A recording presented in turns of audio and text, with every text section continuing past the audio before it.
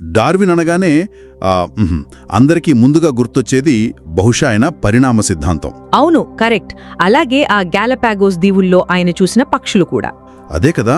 కానీ ఏంటంటే మనం డార్విన్ను కేవలం ఆ ఒక్క థియరీకి మాత్రమే పరిమితం చేస్తే అసలు సైన్స్ హిస్టరీలోనే జరిగిన అతిపెద్ద మేధో విప్లవాన్ని మనం పూర్తిగా మిస్ అయినట్లే. నిజమే. ఈనాటి మన లోతైన విశ్లేషణలో మనం చూడబోయేది అదే.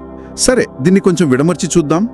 మన ముందున్న ఆధారాల ప్రకారం చూస్తే డార్విన్ సాధించిన అసలు విజయం ఏదో కొత్త జంతువులను కనిపెట్టడం కాదు. అవును, అసలు జీవశాస్త్రం ఆలోచించే విధానాన్ని ఆయన మార్చేశారు. ఎగ్జాక్ట్లీ. డార్విన్ ఐడియాలు ఏదో ఒకరోజు ఉదయం నిద్రలేవగానే ఆకాశం నుంచి ఊడిపడలేదు కదా. ఖచ్చితంగా కాదు. దాని వెనుక చాలా పెద్ద చరిత్ర ఉంది. అదే అరిస్టాటిల్ కాలం నుంచి మొదలుపెట్టి ఆ మధ్యయుగాల దాకా భూగర్భ శరీర నిర్మాణ శాస్త్రాల తోడ్పాటుతో ఒక హేతుబుద్ధి ప్రయాణం, అంటే ఆ జర్నీ ఆఫ్ రీజన్ ఎలా సాగిందో మనం అర్థం చేసుకోవాలి. అవును, అప్పుడే డార్విన్ అసలు సిసలు జీనియస్ ఏంటో మనకు తెలుస్తుంది. ఎందుకంటే ఆయనకు ముందున్న ఆ ఆలోచన ప్రవాహాన్ని మనం వదిలేస్తే డార్విన్ సిద్ధాంతం ఎలా వక్రీకరించబడిందో మనకు అర్థం కాదు. కరెక్ట్. అసలు డార్విన్ తప్పుగా అర్థం చేసుకోవడం వల్లే సమాజంలో ఎన్నో ప్రమాదకరమైన సిద్ధాంతాలు కూడా పుట్టుకొచ్చాయి. అవునండి. ఆ తప్పులేంటో చూసే ముందు అసలు డార్విన్కు ముందు ప్రపంచం ఎలా ఆలోచించేదో మనం చూడాలి. రైట్. ఆ కాలంలో ప్రజల బుద్ధిని ఏ ఆలోచనలు కట్టిపడేశాయనేది ముఖ్యం. ఎందుకంటే ఒక కొత్త ఆలోచన రావడానికి ముందున్న పాత నమ్మకాలను బద్దలు కొట్టాలి కదా. ఆ పాత నమ్మకాల్లో అతిపెద్దది జాతుల స్థిరత్వం. దీన్నే ఇంగ్లీష్లో ఫిక్సిటీ ఆఫ్ స్పీషీస్ అంటారు.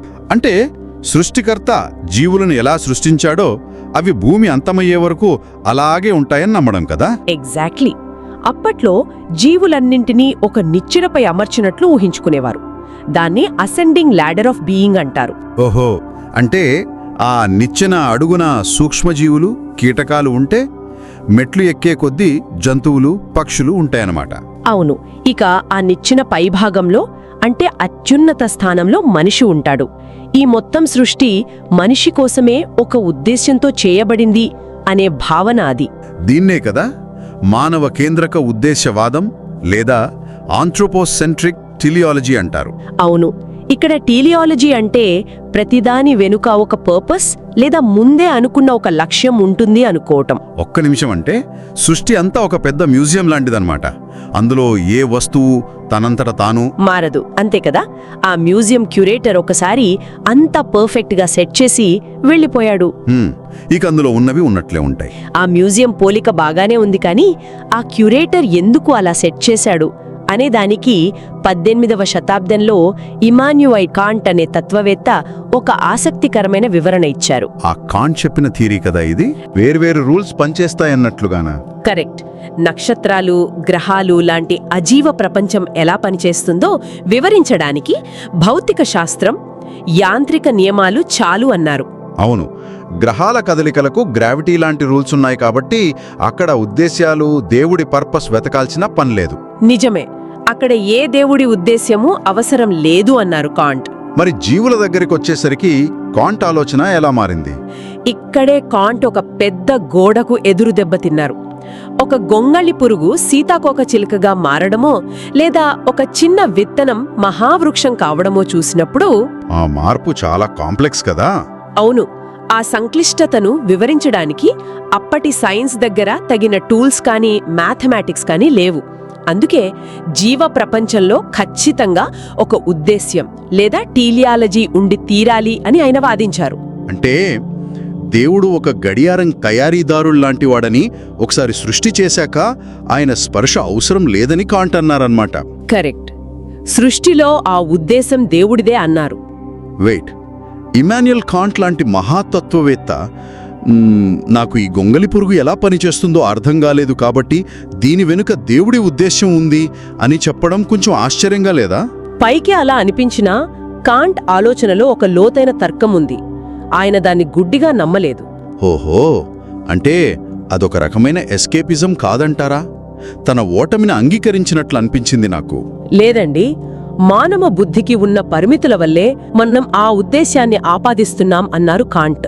అంటే మన బ్రెయిన్ అలా డిజైన్ చేయబడిందంటారా? ఎగ్జాక్ట్లీ.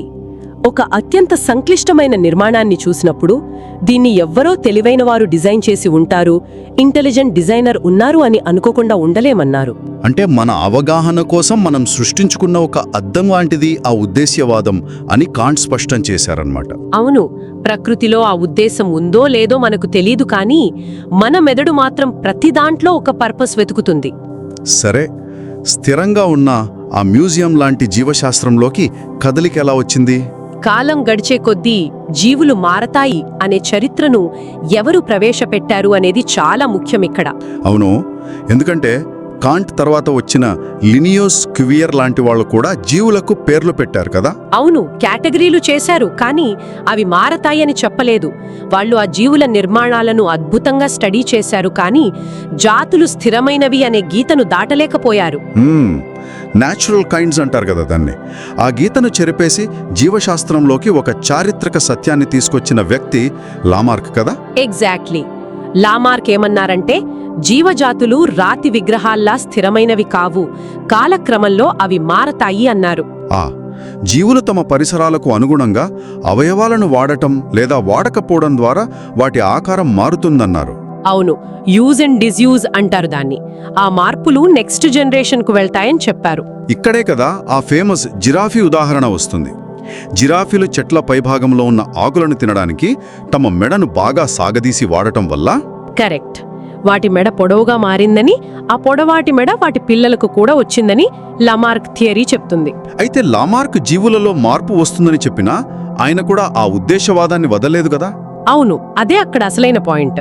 పరిణామం అనేది ఎప్పుడూ సరళత నుండి సంక్లిష్టత వైపు, అంటే సింపుల్ టు కాంప్లెక్స్ వెళ్తుంది అనుకున్నారు. ఒక నిర్దిష్టమైన దిశలో వెళ్తుందని ఆయన భావించారన్నమాట. విశేషం ఏమిటంటే, చార్లెస్ డార్విన్ తాతగారైన ఎరాస్మస్ డార్విన్ కూడా పరిణామాన్ని ఇలా ఒక అంతర్గత పురోగతిగానే చూశారు. ఒక లక్ష్యం వైపు సాగే ప్రయాణంగా నమ్మారు. అంటే లామార్క్ జీవశాస్త్రాన్ని ఒక ఎస్కలేటర్ ఎక్కించారన్నమాట. భలే చెప్పారు. ఆ ఎస్కలేటర్ ఎప్పుడు పైకే వెళ్తుంది కదా. అంతే కదా, కిందున్న చిన్న జీవులు మెల్లగా డెవలప్ అయి పైనున్న కాంప్లెక్స్ జీవులుగా మారతాయి. కానీ ప్రకృతిలో అంతా ఆటోమేటిక్గా పైకి వెళ్ళిపోయేంత పర్ఫెక్ట్ ప్లానింగ్ ఉండదు కదా. ఖచ్చితంగా ఉండదు. ఈ ఎస్కలేటర్ మోడల్లో ప్రకృతిలో మనకు కనిపించే ఆ విభిన్నత, ఆ ర్యాండమ్నెస్ మిస్ అవుతున్నట్లుంది. అవునవును. అందరూ ఎగ్జామ్ పాస్ అవ్వడానికి కష్టపడి చదివినట్లు ప్రతి జీవి ఒక ఇంటెన్షన్తో పైకి ఎదగాలనుకుంటుందా అంటే? మీరడిగిన ఈ ప్రశ్నే జీవశాస్త్రంలో అతిపెద్ద విప్లవానికి దారితీసింది. ప్రకృతి ఒక ఎస్కలేటర్ లాగా ఒక లక్ష్యం వైపు వెళ్లట్లేదు. ఇక్కడే కదా చార్ల్స్ డార్విన్ ఎంట్రీ ఇస్తారు. ఎగ్జాక్ట్లీ. డార్విన్ చేసిన అతిపెద్ద పని ఏమిటంటే, కేవలం కొత్త సిద్ధాంతాన్ని కనిపెట్టడం మాత్రమే కాదు, ఆ లామార్క్ ఎస్కలేటర్కున్న ప్లగ్ పీకేయడం. అవును, చరిత్రను, అంటే కాలక్రమంలో వచ్చే మార్పును ఆ ఉద్దేశవాదం, టెలియాలజీ నుంచి ఆయన పూర్తిగా విడదీశారు. అంటే ఒక జీవి మారుతోంది అంటే అది నేను ఇంకా గొప్పగా తయారవ్వాలి అనే ఉద్దేశంతో మారడం లేదంటారా? ఖచ్చితంగా కాదు. మరి ఆ మార్పు వెనుక ఉన్న డ్రైవింగ్ ఫోర్స్ ఏంటి అసలు? డార్విన్ దాన్ని సహజ ఎంపిక లేదా న్యాచురల్ సెలెక్షన్ అన్నారు. జనాభా స్థాయిలో జరిగే చిన్న చిన్న విభిన్నతలను, అంటే వేరియేషన్స్ను ఆయన గమనించారు. డార్విన్ దృష్టిలో జీవపరిణామం అనేది ఒక ముందుగా నిర్ణయించుకున్న లక్ష్యం వైపు సాగే పురోగతి కాదు. అవును, అదొక అంధా అనుద్దేశిత ప్రక్రియ, బ్లైండ్ నాన్ ఇంటెన్షనల్ ప్రాసెస్ అన్నమాట. దీన్ని మనం ఒక లాటరీతో పోల్చొచ్చు కదా. లాటరీనా? ఎలా? అంటే లామార్క్ థియరీ అనేది పరీక్ష పాస్ అవ్వడానికి ఒక విద్యార్థి ఉద్దేశపూర్వకంగా కష్టపడి చదవడం లాంటిదనుకుంటే, డార్విన్ థియరీ అనేది ఒక బ్లైండ్ లాటరీ లాంటిది. కరెక్ట్. ప్రకృతిలో లక్షలాది లాటరీ టికెట్లు గుడ్డిగా కొనబడతాయి. అంతే కదా. అప్పటికప్పుడు వాతావరణంలో వచ్చిన మార్పుల ఆధారంగా ఏ టికెట్ నంబర్ కలిస్తే అది బతుకుతుంది, మిగతావి పోతాయి. అవును, అంతే. తప్ప రేపు ఏం జరగబోతుందో ఊహించి ముందుగానే ప్లాన్ చేసుకుని ఏ జీవి తనను తాను మార్చుకోదు. ఇదంతా ఒక బ్లైండ్ ప్రాసెస్. ఆ లాటరీ పోలిక చాలా పర్ఫెక్ట్గా సరిపోతుంది దీనికి. డార్విన్ ఒకవైపు లామార్క్ ప్రవేశపెట్టిన కాలానుగుణ మార్పును, మరోవైపు జనాభా స్థాయిలో ఉన్న ఈ విభిన్నతలను కలిపారు. ఆ రెండూ కలిపి ఆ నాన్ ఇంటెన్షనల్ ప్రాసెస్ను వివరించారు. ఎప్పుడైతే డార్విన్ ఈ సహజ ఎంపికను వివరించారో అప్పుడే జీవశాస్త్రం ఆ ఉద్దేశ్యవాదం అనే సంకెళ్ల నుంచి పూర్తిగా విముక్తమైంది. ఇది సైన్స్ చరిత్రలోనే కాదు, మానవ ఆలోచన చరిత్రలోనే ఒక భారీ భూకంపం లాంటి మార్పు అనొచ్చు. ఖచ్చితంగా ఇదొక పారాడైమ్ షిఫ్ట్ అని చెప్పాలి. ఇన్ని వందల ఏళ్ల చరిత్ర, అరిస్టాటిల్ నుంచి కాంట్, లామార్క్ మీదుగా సాగిన ఈ జర్నీ ఆఫ్ రీజన్ చూస్తే డార్విన్ చేసింది ఎంత గొప్ప విప్లవమో మనకు అర్థమవుతుంది. కానీ ప్రాబ్లం ఏంటంటే మనం ఈ బ్యాక్గ్రౌండ్ అంతా వదిలేసి డార్విన్ను డైరెక్ట్గా చదువుతాం. బహుశా అందుకేనేమో నేడు ప్రపంచం డార్విన్ను చాలా తప్పుగా అర్థం చేసుకుంటోంది. మన మూల్యాధారాల ప్రకారం ముఖ్యంగా డార్విన్ చుట్టూ 4 రకాల అతిపెద్ద అపార్థాలున్నాయి కదా, వాటిని ఒక్కొక్కటిగా బ్రేక్ డౌన్ చేద్దాం. తప్పకుండా. ముందుగా మొదటిది శుద్ధ అనుభవవాదం లేదా ప్యూర్ ఎంపిరిసిజం. ఇదంటే ఏంటసలు? చాలామంది డార్విన్ను కేవలం ఒక డేటా కలెక్టర్గా మాత్రమే చూస్తారు. అంటే ఆయన ఒక షిప్ వేసుకుని గాలపాగోస్ దీవులకెళ్లారు, అక్కడ వేరువేరు ముక్కులున్న పక్షులను చూశారు, కీటకాలను పరిశీలించి అదంతా నోట్స్ రాసుకుని థియరీ కనిపెట్టారు అని సింపుల్గా అనుకుంటారు. అవును, ఆయనను కేవలం ఒక గొప్ప న్యాచురలిస్ట్గా, పక్షులు పట్టుకునేవాడిగా మాత్రమే చూస్తూ ఆయనలోని ఆ లోతైన తాత్విక హేతుబుద్ధిని విస్మరిస్తారు. ఆయనకు ముందు కాంట్ దగ్గర ఆగిపోయిన ఆ తత్వశాస్త్రపు చిక్కుముడిని డార్విన్ ఎలా విప్పారో ఈ ఎంపిరిసిజం కోణం పూర్తిగా దాచేస్తుంది కదా. కరెక్ట్. అంటే ఇది ఒక గొప్ప ఆర్కిటెక్ట్ని చూసి ఓహో ఇతను కేవలం ఇటుకలు పేర్చే మేస్త్రి అని అనుకోవడం లాంటిదనమాట. భలే చెప్పారు. ఆ పోలిక చాలా బావుంది. ఇక రెండవ పొరపాటు చాలా ప్రమాదకరమైనది అంటారు. అదే ఒక భావజాలంగా మార్చడం లేదా సోషల్ డార్వినిజం గురించి చెప్పాలంటే డార్విన్ చెప్పిన ఆ సహజ ఎంపిక అనే అంధ ప్రక్రియను తీసుకొచ్చి దాన్ని మానవ సమాజానికి ఆపాదించారు కొంతమంది. అవును, సర్వైవల్ ఆఫ్ ద ఫిటెస్ట్ అనే పదాన్ని పట్టుకుని బలవంతులదే రాజ్యం, బలహీనులు నశించిపోవడం ప్రకృతి సహజం అని దాన్ని ఒక సామాజిక న్యాయంగా మార్చేశారు. నిజంగా ఎంత ఘోరం! ఈ లాజిక్తోనే గతంలో ఎన్నో సామ్రాజ్యవాద దాడులను, అలాగే ఆ నియంత్రణ లేని పెట్టుబడిదారీ వ్యవస్థను సమర్థించుకున్నారు. అవును, అయితే ఒక్క నిమిషం ఆలోచిస్తే ఇది డార్విన్ ఎప్పుడో చెత్తబుట్టలో వేసిన ఆ లమార్క్ ఎస్కలేటర్ ఆలోచనను మళ్లీ వెనక్కి తీసుకురావడమే కదా. ఎగ్జాక్ట్లీ. సమాజం పురోగతి వైపు వెళ్తోంది, బలమైన వారు పైకి వెళతారు, బలహీనులు కింద పడిపోతారు అనడం డార్విన్ సిద్ధాంతానికే పూర్తిగా వ్యతిరేకం గదా. కరెక్ట్. డార్విన్ ఉద్దేశ్యవాదాన్ని తీసేస్తే వీళ్లు మళ్లీ ఆ ఎవల్యూషన్కి సమాజంలో బలవంతులు బతకాలి అనే ఒక ఉద్దేశ్యాన్ని అంటగడుతున్నారు. ఇదొక పెద్ద ఐరనీ అసలు. వీడు చెప్పింది అక్షరాల నిజం. డార్విన్ చెప్పింది కేవలం ప్రకృతిలో ఏది ఆ వాతావరణానికి అనుకూలంగా ఉంటే అది బతుకుతుంది అని మాత్రమే. దానికి నైతికత, పురోగతి లాంటి లేబుల్స్ లేవసలు. అవును, ఈ సోషల్ డార్వినిజం అనేది డార్విన్ పేరును వాడుకుని చేసిన ఒక చారిత్రక మోసం అనే చెప్పాలి. ఇక మూడవ అపార్థం కూడా దాదాపు ఇలాంటిదే. అదేంటంటే దాగి ఉన్న అధిభౌతికత, మెటాఫిజిక్స్ ఇన్ డిస్గైజ్ లేదా బయోలాజికల్ డిటర్మినిజం అంటారు దీన్ని. అవును, ఇదెలా ఉంటుందంటే మనం ఇందాక మాట్లాడుకున్నట్లు ఆ పాత మ్యూజియం క్యూరేటర్ దేవుడు స్థానంలో ఇప్పుడు ప్రకృతి లేదా సహజ ఎంపిక అనే ఒక కొత్త క్యూరేటర్ వచ్చి కూర్చున్నాడు అనుకోవడం. అంటే ప్రకృతి ఒక నిర్ణీతమైన భవితవ్యాన్ని నిర్దేశిస్తుందని నమ్మడం కదా. దేవుడి స్థానంలో ప్రకృతిని కూర్చోబెట్టి మళ్ళీ అదే తప్పు చేయడం అన్నమాట. నేటి కాలంలో కూడా చాలా మంది మనల్ని ఎవల్యూషన్ ఇలా డిజైన్ చేసింది అని అంటూ ఉంటారు కదా. లేదా సహజ ఎంపిక మనల్ని పని చేయమని ప్రోగ్రాం చేసిందనో మాట్లాడుతుంటారు. అవును, ఇదంతా ఒక సర్వవ్యాప్తమైన భవితవ్యాన్ని నిర్దేశించే నియమం అనుకోవటం. కానీ డార్విన్ ఈ డిటర్మినిజాన్ని పూర్తిగా వ్యతిరేకించారు. వాతావరణ పరిస్థితులు మారితే నిన్నటిదాకా పర్ఫెక్ట్ అనుకున్న జీవి ఈరోజు అంతరించిపోవచ్చు. అక్కడ ఎలాంటి ఫిక్స్డ్ డెస్టినీ లేదు కదా. అది క్లియర్. ప్రకృతికి ఎలాంటి గోల్స్ లేవు, భవిష్యత్తు గురించి ప్లాన్సు లేవు. అది కేవలం ఒక చారిత్రకమైన ఆ క్షణానికి జరిగే ప్రాసెస్ మాత్రమే. ఇక నాలుగవది, బహుశా చరిత్రలో అత్యంత వివాదాస్పదమైన పొరపాటు ఇదే. డార్విన్ను ఒక మత వ్యతిరేకుడిగా చూడటం. యాంటీ రిలీజియన్ అంటారు.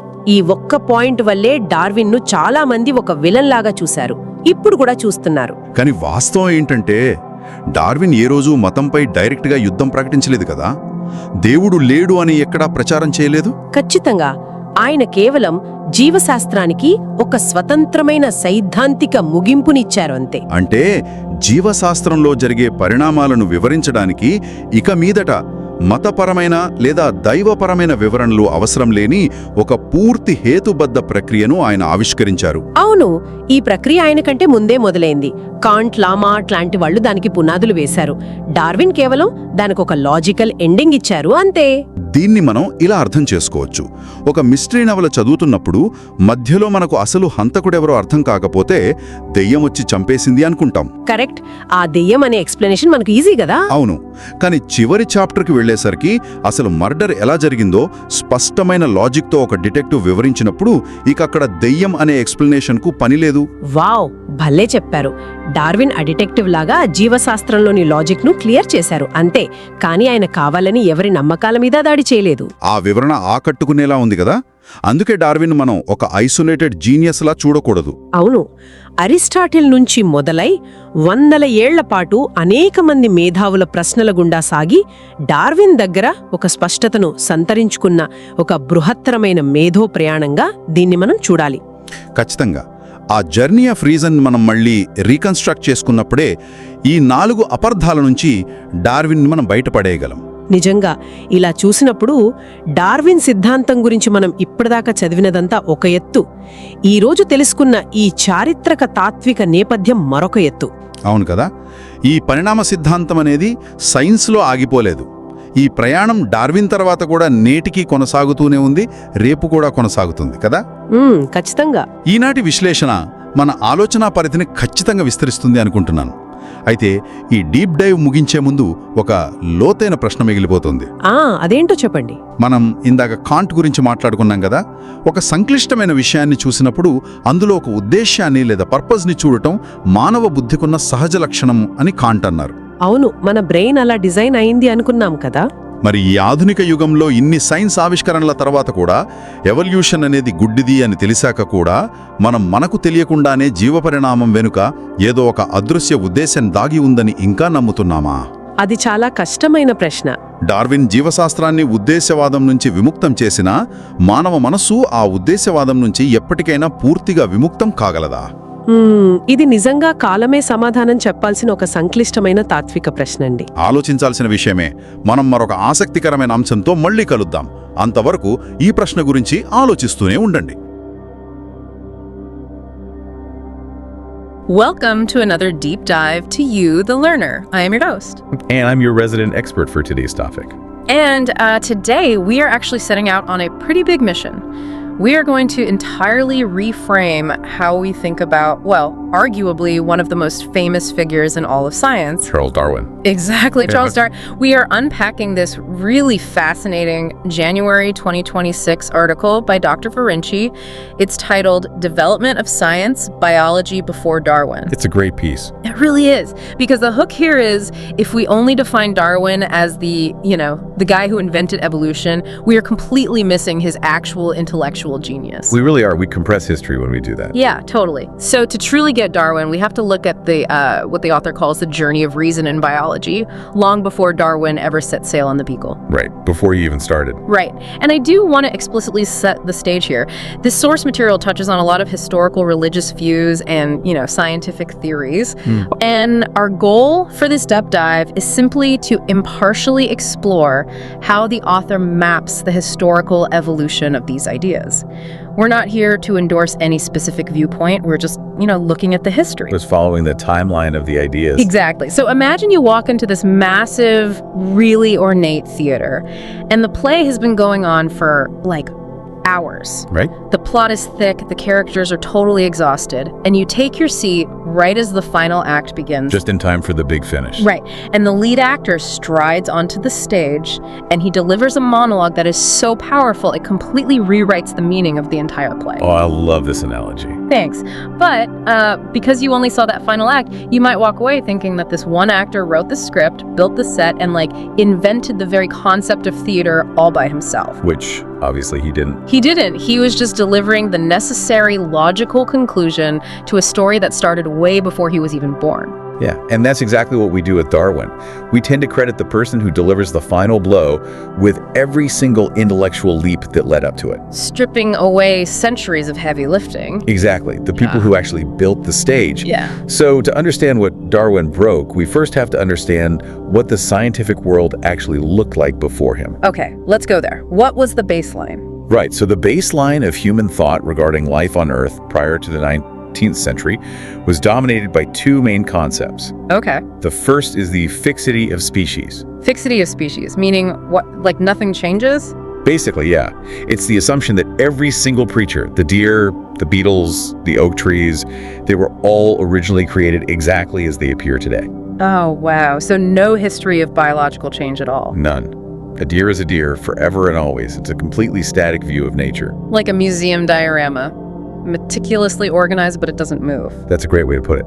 And the second concept, organizing that diorama, is the ascending ladder of being. The ladder of being. Yeah. This was the belief in a strict, unmoving hierarchy of life. You start with the absolute simplest organisms at the bottom, and you climb up, step by step, through increasingly complex creatures. Until you reach the top. Right. Until you reach the very apex, which is, of course, humanity. Naturally. We put ourselves right at the top. Always. And this entire framework is what we call anthropocentric teleology. Anthropocentric teleology. Okay, let's define that for the learner. Sure. It's the idea that nature has a specific purpose or an end goal. Teleology means purpose, Right. and anthropocentric means human-centered. So everything in the biological world was designed with the underlying purpose of culminating in human existence. So the rest of nature is essentially just the opening act for the main event, which is us. Exactly. Which, I mean, you can see why that idea was so sticky. It's the ultimate comfort zone for the human ego. Oh, absolutely. But the text points out this really massive disruption to this diorama, and surprisingly, it doesn't come from a biologist. No, it doesn't. It comes from the philosopher Immanuel Kant. In 1755, he writes this book, initially published anonymously, called Theory of Heavens. What's fascinating here is Kant's disruption was astronomical. Literally. Yeah. He looked up at the cosmos, Yeah. at the planets, the orbits, the stars, and he argued that the entire non-living universe was a completely purposeless mechanical process, Governed by Newtonian laws. governed entirely by Newtonian laws. There was no guiding hand physically pushing the planets along their paths. There was no ultimate goal to a solar system forming. It's just matter in motion. Just blind mechanical laws playing out over huge stretches of time. But then he takes that Newtonian logic, that purposeless mechanics, and he points it down at the dirt. Yes, this is the crucial part. He predicts that the incredible order we find in biology, like the structure of a caterpillar, or how a seed turns into an oak tree, he predicts that could eventually be explained by those same blind mechanical laws too. Right. He called life an emergent phenomenon. An emergent phenomenon, meaning life isn't magic. Exactly. It's physics and chemistry that we just don't have the tools to understand quite yet. He recognized that the same forces shaping a galaxy could, theoretically, shape a living organism. But, and this is a big but, he hits a wall, doesn't he? A profound wall of complexity. Kant creates what the author calls explanatory dualism. Okay, what does that mean in this context? Well, he was comfortable stating the physical universe of rocks and planets is purposeless. Sure. But when it came to the biological world, the sheer intricate design of a living, breathing creature, it was just too overwhelming for an 18th century mind to reduce to mere physics. I mean, how do you explain an eye or a wing with just gravity and motion? You couldn't, not back then. Yeah. So he leans on a heuristic, a mental shortcut. Because human minds couldn't fully grasp that level of biological complexity yet. Right, so Kant says, look, we should treat biological organisms as if they were designed by an intelligent mind so we can actually study them. He promotes the idea of a rational watchmaker god, right? Exactly. A deity who built the intricate clockwork of the universe, wound it all up, and then just let it tick away completely on its own. Without intervening. Right. The watchmaker concept allowed natural philosophers to maintain this rational mechanical universe while safely acknowledging the mind-boggling complexity of life. It gave them permission to study the gears of the clock without having to explain how the clock built itself. Precisely. Okay, let's unpack this for a second. If Kant laid this incredible philosophical groundwork saying life is a mechanical emergent process all the way back in 1755, why didn't the scientific revolution in biology happen immediately? That is the big question. And the answer is, when Kant died in 1804, biology was still in its absolute infancy. Really? Yeah. There were no foundational theories, there was no global fossil record, no deep geological timeline to look at. Oh, right. They didn't have the receipts yet. Exactly. Without the empirical observations, the old teleological comfort blanket, the idea that humans were the ultimate goal of creation, it just remained deeply entrenched. Philosophy simply outpaced observation. Which brings us to section 2 of our deep dive, the in-betweeners and the introduction of time. The in-betweeners. Because Kant's mechanical view of life was too far ahead of its time, early biologists kind of tried to find a middle ground. Right, they wanted to explain nature through natural laws, but they couldn't quite let go of that inherent purpose, that teleology. Right, and we see this with the classifiers, like Carl Linnaeus. Linnaeus is a great example. He found order by classifying species into natural kinds. He mapped out these massive nested hierarchies based on shared physical traits. Which is brilliant, but he's basically just building a better filing cabinet for that static museum diorama. Yeah, exactly. He still firmly believed those species were fixed and unchangeable once they were created. But then we get a massive pivot. Jean-Baptiste Lamarck. Lamarck is where things start to actually move. Right, because Lamarck does something utterly revolutionary. He injects history and time into biology. He looks at the growing fossil evidence and realizes, wait, the diorama isn't static, it's moving. Species are not fixed. They change over time through natural internal processes. Right. His big idea was the use and disuse of organs.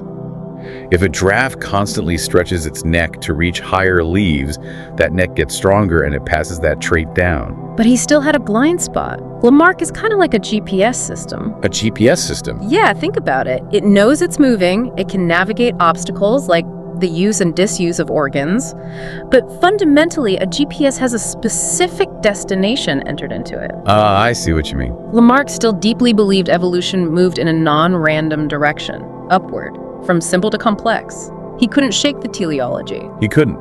And because he was looking at this idealized destination for the whole species, he couldn't explain why individuals of the same species differed from one another. Right, differential survival. If everyone is on the same escalator to perfection, why is one bird's beak slightly shorter than its sibling's beak? Lamarck had no answer for that, and he wasn't the only one. Charles Darwin's own grandfather, Erasmus Darwin, had very similar ideas. Wait, really? His grandfather? Yeah, decades earlier. Erasmus knew species changed over time, but he lacked any real mechanism to explain it. Both Lamarck and Erasmus remained totally trapped in teleological thinking. Believing evolution had an ultimate goal. Exactly. So the failure of Lamarck and Erasmus Darwin to explain how change happens without a goal, that is exactly the problem Charles Darwin solved. That is where his true significance lies. Here's where it gets really interesting. Darwin didn't invent the concept of evolution. No, he didn't. He invented the blindness of it. The blindness, yes. He shifted the entire focus of biology down to the population level. Instead of looking at the species as this big abstract concept moving toward a goal, Right. He looked at the messy, random variations within the exact same species, the very thing Lamarck couldn't answer. and upon that raw, random variation, he introduces his mechanism, natural selection. Which is a completely blind, unintentional process. It has zero foresight. It isn't trying to build a better animal, it just filters who survives based on the immediate chaotic pressures of whatever local environment they happen to be in. Right. And by doing that, Darwin finally freed biology from teleology entirely. Life wasn't moving toward a specific goal anymore. It was just the result of historical, completely purposeless, natural processes. Exactly. He proved you can have staggering biological design without an intentional designer. Which is why viewing Darwin simply as a guy who looked at finches, it's such a disservice. It really is. He didn't just collect data, he changed the fundamental structure of biological reasoning. He finished what Kant started 100 years earlier. But because we so often ignore this massive journey of reason leading up to Darwin, Dr. Ferenczi argues we end up deeply misunderstanding his theory today. And there are 4 really dangerous misunderstandings that come out of this. Let's walk through them. Misunderstanding number 1, pure empiricism. This is where people treat Darwin just as a great data collector.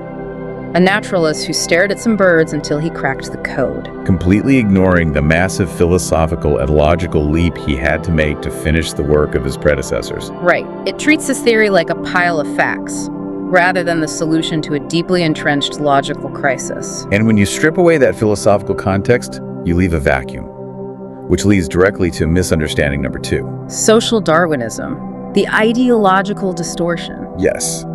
If we connect this to the bigger picture, this happens because people accidentally project that old pre-Darwinian teleology, the idea of progress and purpose, back onto Darwin. Right. They look at a phrase like survival of the fittest and they read it as a moral victory. Exactly. Rather than just a blind biological reality, they turn natural selection from a descriptive biological process into a toxic social rule, Because they think evolution means getting objectively better. when it really just means adapting to the current room you are in. Wow, yeah. Which leads right into the third misunderstanding, biological determinism, or treating evolution as metaphysics. This is where people just replace the word God with nature, with a capital N. Treating natural selection as this inescapable destiny maker, like we are pre-programmed by our evolutionary past. But Darwin completely rejected this idea of a predetermined fate. Natural selection is reactive, it doesn't plan ahead, it cannot dictate a destiny. It's blind. We keep coming back to that. It's blind. It is. And finally, the fourth misunderstanding, Darwin as the anti-religion crusader. Right. People love to portray him as a man on a deliberate mission to kill God. But that's not what was happening. Not at all. Darwin wasn't leading a direct attack on religion. He simply completed a logical process that started long before him. With Kant. Exactly. Darwin just found the mechanism that made religious explanations completely irrelevant to the mechanics of biology. He didn't disprove a deity, he just made the watchmaker unnecessary for the daily operations of life. So, to you, the learner, what does this all mean? Why should you care about a 300-year-old intellectual journey? Because it protects you. Exactly. Understanding this prevents us from falling for bad science. Whenever you hear, like, a politician or some tech CEO trying to use evolution to justify social inequality, Or claiming that human destiny is hardwired by nature to conquer the weak. you now know they aren't actually using Darwin's theory. No, they are using the outdated pre-Darwinian ideas that he explicitly disproved. They're trying to sell you the ladder of being. And dressing it up as modern science. Right. Darwin's theory doesn't stand alone. It is protected by understanding the history of biological reason that came before him. It's a continuous journey. A journey that is still happening today, by the way. Which brings up a really provocative thought I want to leave you with. If Darwin's greatest achievement was proving that biological evolution is blind and has no ultimate goal, what happens when humans start editing our own genetics? Well, that is a big question. Right. I mean, we are using biotechnology, we are using CRISPR, we are intentionally designing our own evolutionary future. So by doing that, are we effectively forcing teleology and purpose back into evolution? That's a fascinating way to look at it. Are we basically undoing Darwin's philosophical revolution and returning to the mindset of the 1700s where someone is calling the biological shot? The line between natural selection and artificial selection is definitely blurring. Are we the watchmakers now? Exactly. Are we the watchmakers? It's something to really mull over. To you, the learner, thank you so much for joining us on this deep dive. Keep questioning the history behind the facts you think you know. We'll see you next time.